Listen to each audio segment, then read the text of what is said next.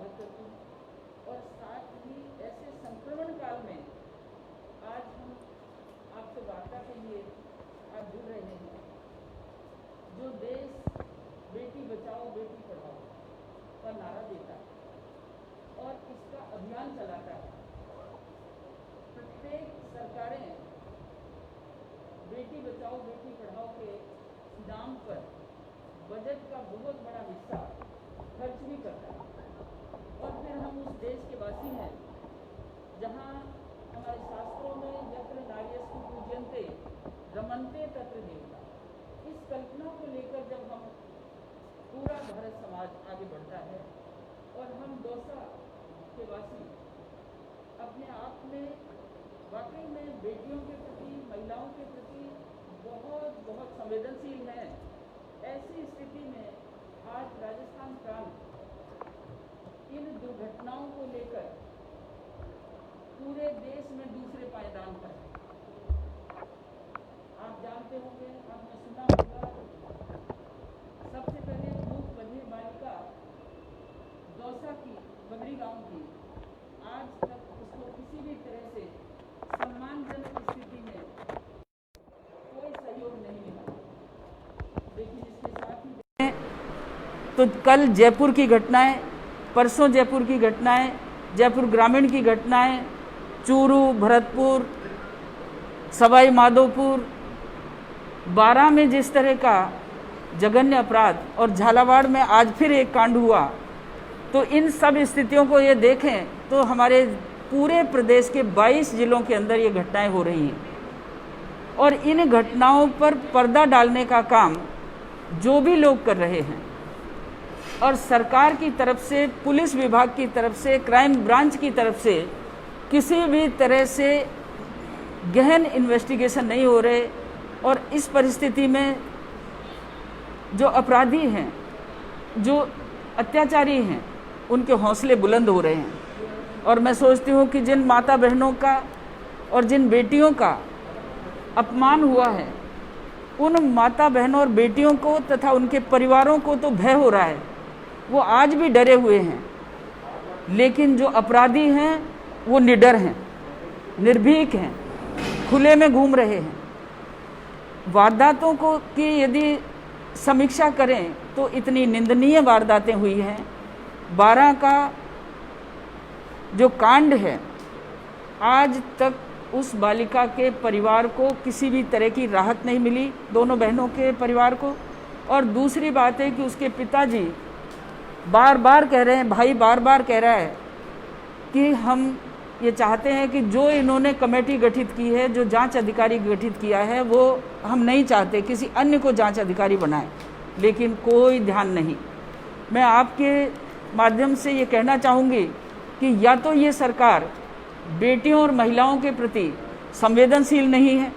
दूसरी बात है कि सरकार के प्रशासनिक तंत्र में जिस तरह से आज पुलिस विभाग कन्नी काट रहा है, अपराधियों को बचा रहा है, हमारे क्रिमिनल बढ़ते चले जा रहे हैं। दौसा में छतरी की ढाणी वाला मामला देख लो आप, आज तक भी न्याय नहीं। तो ऐसी परिस्थिति में मैं आपसे के माध्यम से निवेदन करना चाहूँगी कि या तो ये सरकार आँख खोले, कान खोले और दिमाग के दरवाजे खोले और हमारी माता बहनों, बेटियों की सुरक्षा में जहाँ कहीं भी गलतियाँ हुई हैं, उन गलती करने वाले इंसानों को तुरंत दंड दें। भारतीय जनता पार्टी केवल हम राजनीतिक दल नहीं हैं, हम एक सामाजिक दल भी हैं, हम परिवारों से जुड़े हुए भी हैं। और मैं खुद आपकी सांसद होने के नाते, एक महिला होने के नाते, मैं अपनी जिम्मेदारियों को ज़्यादा समझती हूँ। और साथ ही मैं ये भी कहूँगी कि महिला बाल विकास की मंत्री हमारी अपनी बहन, लेकिन उनको इन बेटियों की चिंता कम है। उनको चिंता है अपने वोट बैंक की, अपनी राजनीतिक की। तो मैं आप सबको ये कहना चाहूँगी कि आज 12 की जो कांड है, चूरू का है, झुंझुनू का है, जयपुर का है और मालवीय नगर का जयपुर में कल दोबारा हुआ, वैशाली नगर का हुआ, और मंत्री किसी एक जगह की नहीं होती, मंत्री पूरे प्रदेश की हैं। लेकिन इनको केवल किसानों को मोहित करने के लिए या किसानों के हितों की रक्षा तो नहीं, मौन जुलूस निकाल रहे हैं। आज कल मास्क बांटने का काम था। कोरोना महामारी तो कांग्रेसियों के लिए दिवाली बनकर आई है।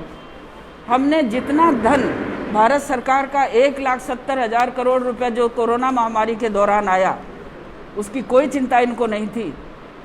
किसी भी गांव के अंदर, किसी भी छोटे बड़े गांव में सैनिटाइजर नहीं पहुंचे, मास्क नहीं पहुंचे।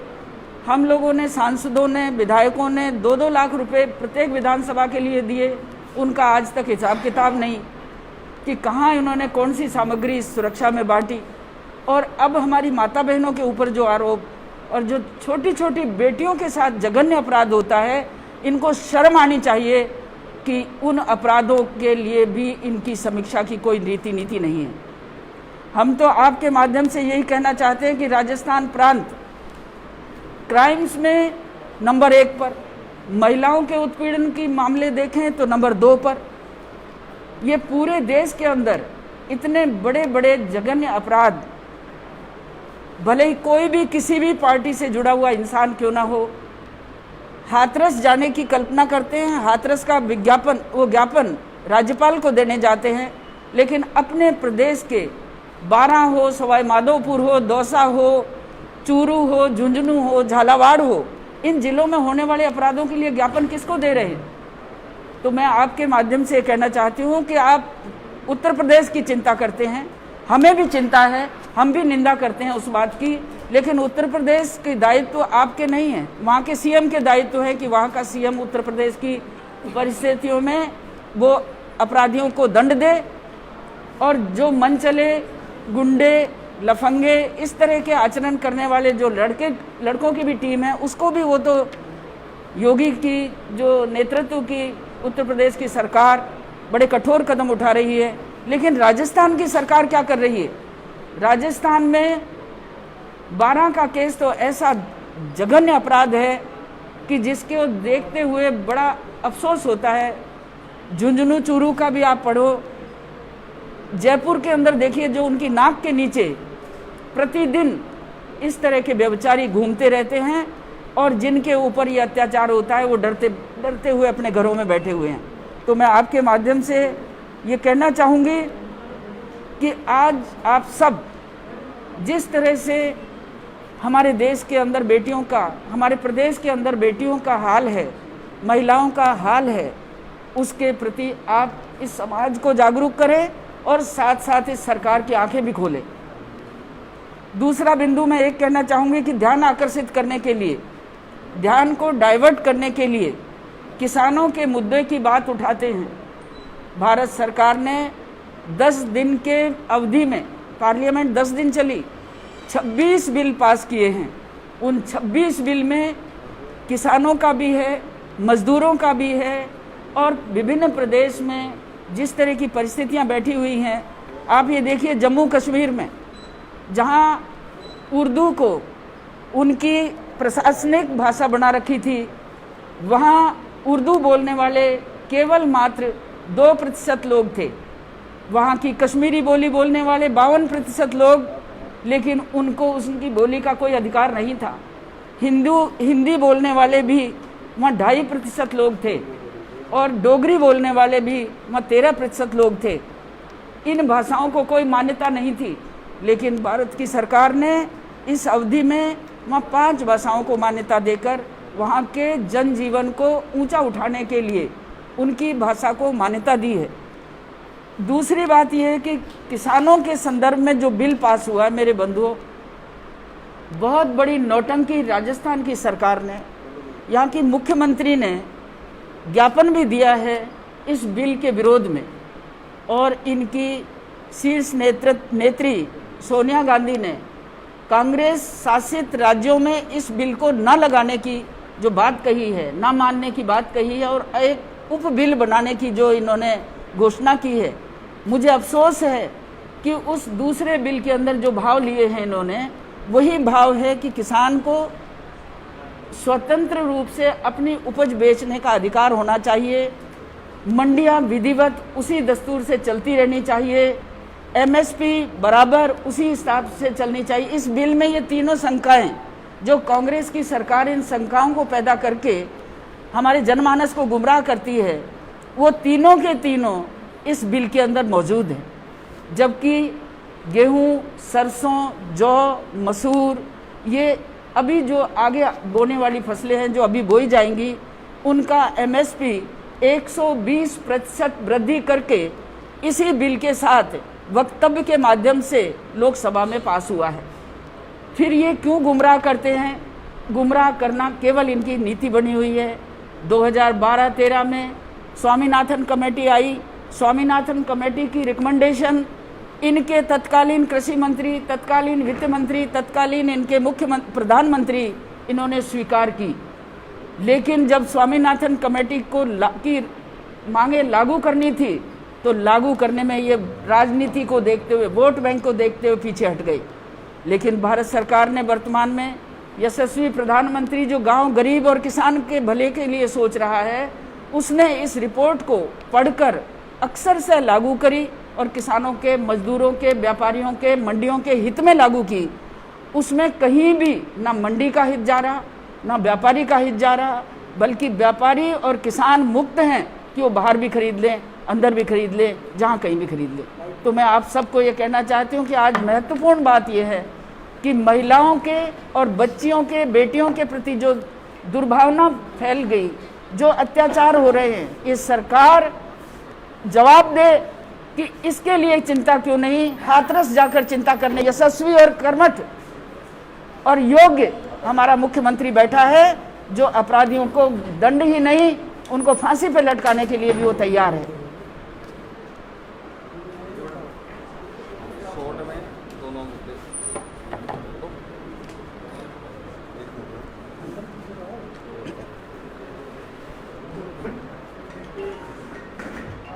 एक एक कर दीजिए।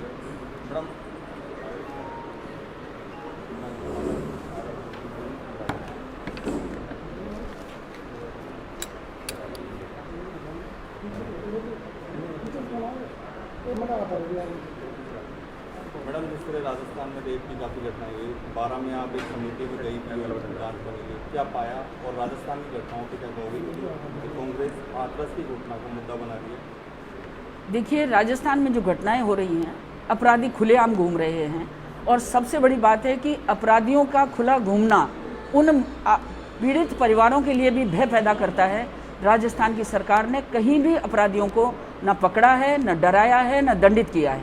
हमारा विरोध है कि जिन बेटियों को लेकर के उनके माता पिता भी डरे हुए हैं, ऐसी परिस्थिति में राजस्थान की सरकार को आंखें खोलनी चाहिए। यहाँ का प्रशासनिक तंत्र, पुलिस तंत्र जिस तरह से इनके प्रभाव में आकर के उन माता पिता की तरफ नहीं देखता, उन बच्चियों की सुरक्षा नहीं कर रहा और केवल मात्र अपराधियों को बचाने का ही काम कर रहा है। क्या कहे राजस्थान में रेप की घटना के रेगिस्तान बन गया राजस्थान? हिंदुस्तान में दूसरे नंबर पर जब राजस्थान आ गया तो मैं तो ये सोचती हूँ कि वाकई में ये राजस्थान एक रेप का अड्डा बन चुका है और इनको बेटियों की कोई चिंता नहीं। भगवान करे इनको ज़्यादा से ज़्यादा बेटियां इन सरकारी कांग्रेसियों के पैदा करे ताकि इनकी मन की भावनाएं इनको समझ में आए। दूसरे की बेटी के साथ जब ऐसा होता है तो ये क्यों सतर्क नहीं होते, क्यों नहीं ये आगे बढ़ करके उनके अपराधियों को पकड़ते? 100% पॉलिटिक्स हो रही है क्योंकि इनके बड़े बड़े लोग इसमें उलझे हुए हैं। एमएसपी की बात कर रहे थे आप। एमएसपी भारत सरकार ने, मैं एक आप सबके माध्यम से तो कहना चाहूँगी कि इनको शंकाएं क्या है। पहली शंका है कि मंडी बंद हो रही है, दूसरी शंका है कि एमएसपी बंद हो रही है, तीसरी शंका है कि किसान के ऊपर अत्याचार हो रहे हैं। मैं ये कि ना तो मंडी बंद हो रही, ना एमएसपी बंद हो रही, ना ही हमारे व्यापारियों को किसी तरह का प्रतिबंध है। हमारे व्यापारी भी बाहर जाकर खूब खरीद सकते हैं। किसान को स्वतंत्र किया है कि वो अपनी उपज जहां उसको अधिक दाम मिले वहां वो बेचेगा। और दूसरी बात यह है कि मंडियों के अंदर भी किसान जाकर बेचना चाहता है तो कोई रुकावट नहीं है उसको। मंडी टैक्स हमारे दलाली, आड़त, मोरचुगा और किसी भी तरह के उनको चाहे किसान कल्याण 5 या 6 तरह का उनको जो वहाँ राशि देनी पड़ती है, किसान को उस राशि से मुक्त किया है कि वो अपने माल को कहीं भी जहाँ पैसा ज़्यादा मिले। और अब पूरा देश एक बाजार है, कोई भी स्टेट किसी भी स्टेट में जाकर अपना सामान कोई भी किसान किसी भी स्टेट में बेच सकता है और व्यापारी भी बाहर जाकर कहीं भी सामान खरीद कर कहीं भी बेच सकता है।